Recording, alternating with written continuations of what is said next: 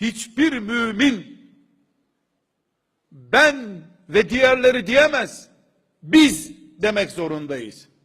Eğer Allah'ımız bir ise, Kur'an'ımız bir ise, ben ve onlar yok bu dünyada.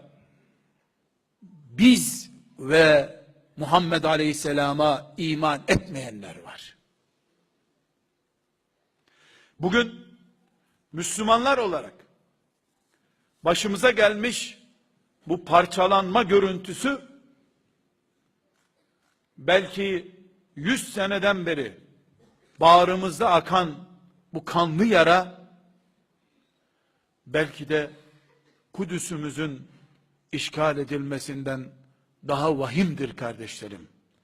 Çünkü bizim grubumuz ve onların grubu, bizim hoca efendi, onların hocaları dendiği için Kudüs Yahudi'ye peşkeş çekildi.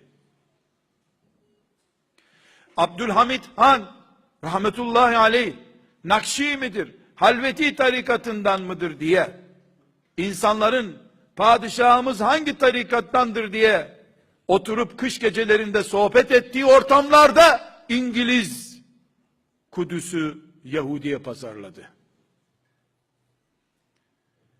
La ilahe illallah Muhammedur Resulullah'ın toplayamadığı insanları küfrün kırbacı toplar.